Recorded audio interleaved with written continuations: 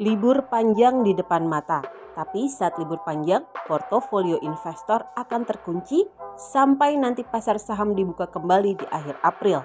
Tak ada yang bisa meramalkan keadaan sampai akhir April mendatang. Apakah krisis perbankan di AS sudah tuntas? Apa yang kemarin terjadi sebenarnya? Bagaimana kita bisa mencari saham-saham yang masih berpotensi naik dan strategi penempatan aset?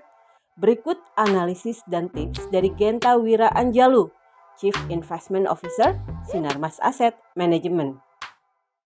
Ya, jadi memang kalau kita lihat meskipun sudah mereda ya untuk krisis perbankan di AS, tapi itu masih menjadi pusat perhatian para investor. Kenapa? Karena gimana pun juga untuk masalah sistem perbankan, ini dampaknya cukup sistemik jika memang terjadi seperti tahun 2008 dan itu bisa menyebabkan global itu mengalami kontraksi.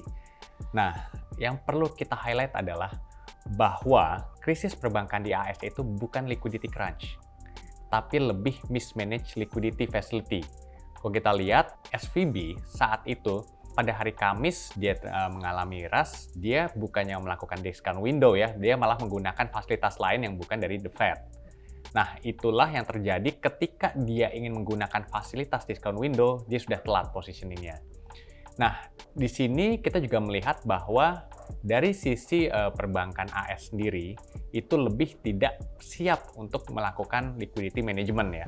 Berbeda dengan Indonesia, LPS dan OJK itu bahkan lebih fokusnya lebih manage dari liquidity. Yang kedua, dari segi excess reserve, sebenarnya excess reserve di perbankan AS itu masih cukup, itu bahkan di atas dari requirement yang dibutuhkan oleh regulator.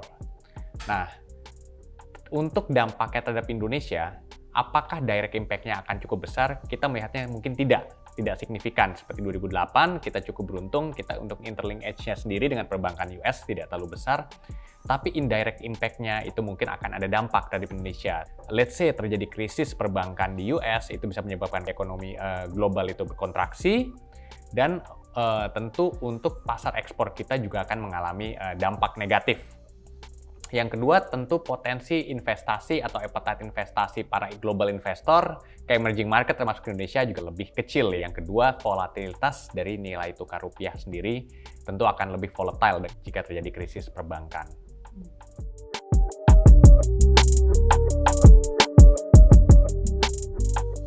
Kalau kita lihat memang ini masih perlu kita perhatikan lebih dekat ya. Tapi saya sempat discuss ya dengan Pak Halim Alamsyah, beliau mengatakan bahwa krisis yang terjadi saat ini mungkin tidak sebesar apa yang tercermin mungkin di media bahwa ini akan berdampak cukup besar. Ini masih cukup manageable bagi the Fed maupun dari US sendiri. Tapi bagaimanapun juga kita juga harus perhatikan bahwa SVB yang sebelumnya mungkin tidak terantisipasi itu terjadi krisis ya. Nah, itulah yang memang kita juga perlu waspada. Saya cukup percaya bahwa krisis yang terjadi di US saat ini masih manageable. Tapi kita juga harus lebih hati-hati.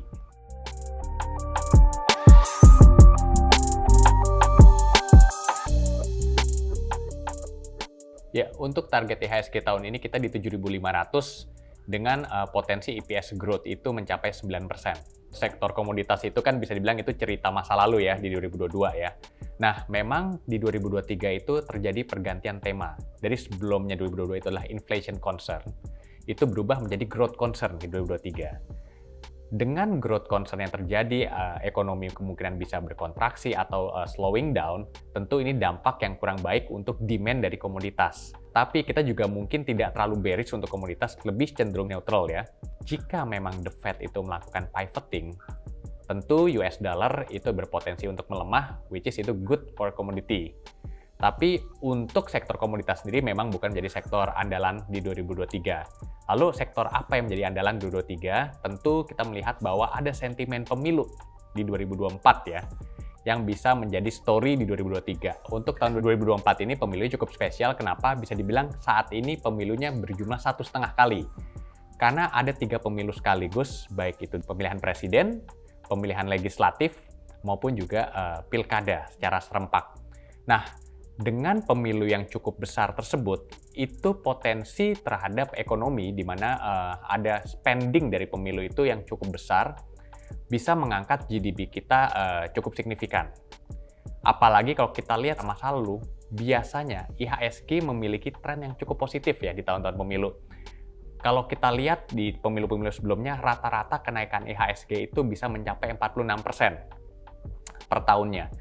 Namun kalau kita exclude dengan return yang cukup fantastis di 2009, sebenarnya masih di level sekitar 30%-an untuk IHSG.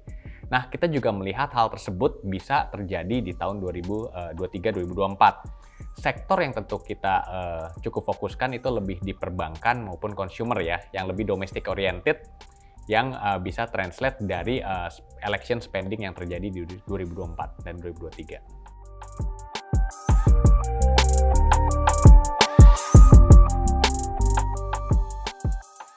Kita tentu harus menentukan tujuan investasinya seperti apa, lalu yang kedua risk profile-nya sendiri seperti apa. Tapi kalau kita melihat secara taktikal, kita memang melihat untuk di first half ini ketidakpastian masih cukup tinggi dan volatilitas juga tentu akan cukup tinggi ya untuk aset-aset beresiko. Jadi kita memang lebih menyarankan untuk secara taktikal first half kita lebih prefer untuk yang lebih stable ya, seperti fixed income, pasar uang. Dan di second half, ketika mungkin juga sudah mulai membaik, terus election sentimen juga sudah mulai naik, disitulah kita bisa melakukan peningkatan pada porsi reksadana saham. Untuk aset alokasi, mungkin kalau kita lihat ya, di first half, kita mungkin lebih dari 50% itu lebih reksadana pasar uang atau fixed income, sisanya equity, mungkin nanti setelah second half, itu porsi equity bisa lebih ditingkatkan ya. Let's say mungkin bisa ke level 60%, 40% untuk yang lebih amannya. Tapi kembali lagi, aset alokasi disesuaikan juga dengan risk profile para investor.